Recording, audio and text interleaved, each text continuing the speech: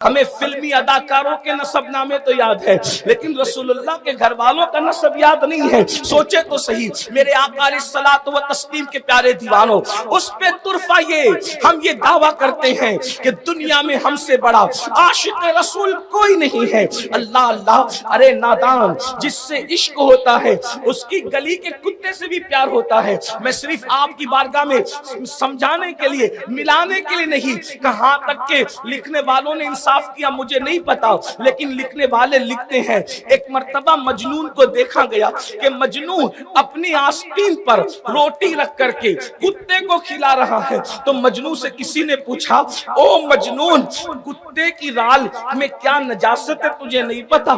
کتے کی رال میں کیا جراثیم ہے تجھے نہیں پتا؟ تو آستین پر روٹی رکھ کر کتے کو کھلا رہا ہے۔ توجہ کرنا، دین کی حفاظت کی بات کرنے والوں ذرا توجہ کرو، دین ہمارے پاس کتنا ہے۔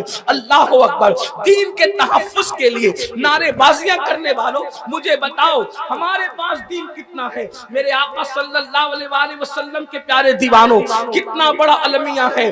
دین سے دوری کا کیا حال ہے، عشق رسول کا دعویٰ ہے، شریعت مطہرہ پر عمل کرنے کے حوالے سے ہم کس قدر غافل ہیں۔ میرے آقا صلی اللہ علیہ وآلہ وسلم کے پیارے دیوانوں، اندازہ فرمائے اور غور فرمائے، مجنون اپنی آستین پر روٹی کا ٹکڑا رکھ کر کے کتے کو کھلا رہا ہے۔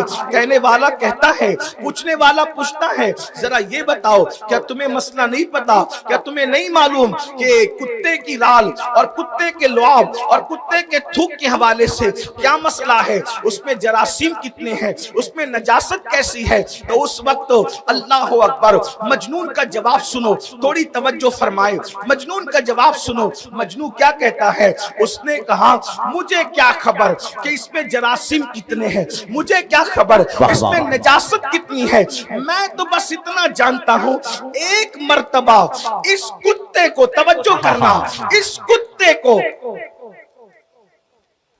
درود شریف پڑھیں صلی اللہ علیہ نبی نبی وآلہ صلی اللہ علیہ وسلم، صلاۃ و سلام علیک یا رسول اللہ صلی اللہ تعالی علیہ وسلم۔ ایک بار پھر بلند آواز سے درود شریف پڑھ لیں۔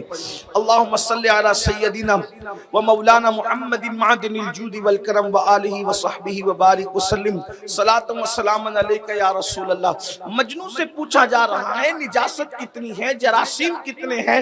تو مجنون جواب دیتا ہے کہ مجھے کیا خبر کہ کتنی نجاست ہے اور کتنے جراثیم ہیں، ہم تو عشق کے بندے ہیں، ہم اتنا جانتے ہیں کہ اس کتے کو ایک مرتبہ ہم نے لیلا کی گلی میں چلتے دیکھا ہے، محبوب کی گلی میں چلتے دیکھا ہے، اس دن سے ہم نے کتے سے پیار اتنا کر لیا، نفع ہو یا نقصان ہو، نجاست ہو یا جراثیم ہو، ہم اس کو اپنی آستین پہ روٹی رکھ کر کے کھلاتے ہیں۔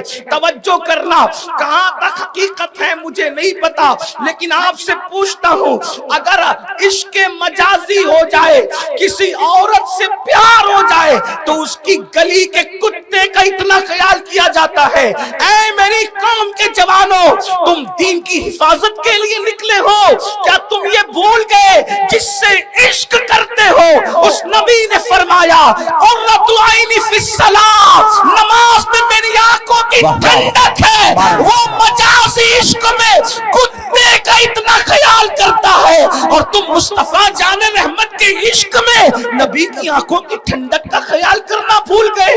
دنیا اس چیز کو اچھی طرح جان رہی ہے، دنیا کو خبر ہے جو قوم اس طرح مال کی لوبھی ہو، اس طرح مال کی جو ہے وہ فریبی ہو کہ 200 روپے کی چپل بیچنے کے بدلے میں مسلمان اپنے خدا کی جھوٹی قسم کھا سکتا ہے، تو اس قوم کا ایمان کتنی آسانی سے چھینا جا سکتا ہے۔ اس قوم کو کس طرح دین سے، دین پر ہو کب، تجارت کرتے وقت دین پہ ہو، شادی کرتے وقت دین پہ ہو، بچوں کا ختنہ کرتے وقت دین پہ ہو، میت کے وقت دین پہ ہو، دین پر ہو کب؟ جو مرتد کیے جا رہے ہیں وہ تو ہے ہی بڑا مسئلہ، لیکن جو مسلمان ہو کر بھی اسلام پر نہیں ہے اس کا ماتم کون کرے گا؟ اس کا ماتم کون کرے گا؟ دین ہے کہاں ہمارے پاس؟ دیندار تو وہ لوگ تھے جنہوں نے جانیں دی جانے اور جان دے کر کے اسلام دشمن طاقتوں کو دھول چٹایا، جان دے کر بھی جنہوں نے اسلام نہیں چھوڑا۔ آج تو ہم گانوں کی دہلیز پر ایمان کا سودا کر رہے ہیں، فلموں کی دہلیز پر ایمان کا سودا کر رہے ہیں۔ دنیا یوں ہی مذاق نہیں بنا رہی ہے۔ آؤ فتنہ ارتداد آج نہیں، رسول اللہ کے ظاہری دور سے میں چند باتیں موٹی موٹی پیش کرتا ہوں، چونکہ وقت بہت زیادہ ہوا، ٹائم زیادہ ہوا، اس لئے بہت طویل گفتگو نہیں کریں گے، لیکن توجہ کریں کس طرح لوگوں نے ایمان بچایا۔ اس قوم کا ایمان چھیننا کتنا آسان ہے جو گانے کی دہلیز پر ایمان بیچے۔ نعتوں کی محفل میں 10-20 روپے کی نوٹ دے کر عاشق رسول بن جائیں، اتنا سستا سودا تو نہیں ہے نا، اتنا سستا سودا نہیں۔ نعت خانوں کو نظر پیش کرنا سنت ضرور ہے، لیکن میں تو یہ بھی کہتا ہوں کہ یہاں بھی لوگ سیاست کرتے ہیں، یہاں بھی لوگ عجیب معاملات۔ حضور علیہ السلام جب نعت سنتے تھے تو سب سے قیمتی چیز جو ہوتی تھی وہ نعت خاں کو دیتی۔ واہ واہ واہ، آپ دیکھیں، سبحان اللہ سبحان اللہ۔ اور یہاں ہم جیب میں ٹٹولتے ہیں کہ سب سے پھٹی ہوئی نوٹ کون سی ہے جو کہیں نہ چلے، وہ نعت خاں کو نظر میں پیش۔ یہ قوم کا حال ہے۔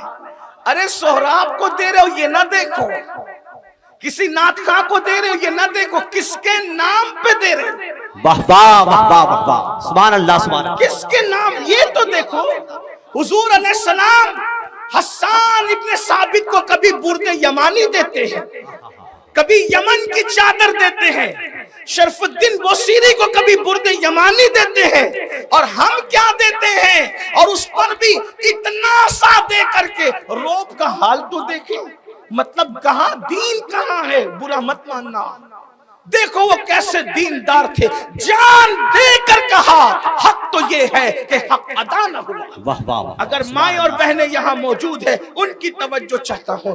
اسلام میں سب سے پہلے اگر کسی کی شہادت ہوئی ہے، پہلی شہادت اسلام میں، آپ کو معلوم ہے جنہیں، حالانکہ یہ پڑھے لکھے لوگوں کا علاقہ ہے، ہمارے اہل سنت کا عظیم ادارہ جو اہل سنت و جماعت کی آبرو ہے، جو جسے دنیا اشرفیہ مبارک پور کے نام سے جانتی ہے، اسی خطے میں ہے، اور جس کے مصباحیان پوری دنیا کے اندر بے شک بے شک اپنی روشنی سے علاقوں کو، خطوں کو منور کر رہے ہیں۔ یہ پڑھے لکھوں کا علاقہ ہے، مجھے بہت زیادہ محنت کرنے کی ضرورت نہیں، لیکن ایک بات آپ سے کہتا ہوں، سب سے پہلی شہادت جو اسلام میں ہوئی ہے وہ کسی مرد کی نہیں ہوئی ہے، پہلی شہادت اسلام کی ایک عورت کی ہوئی ہے۔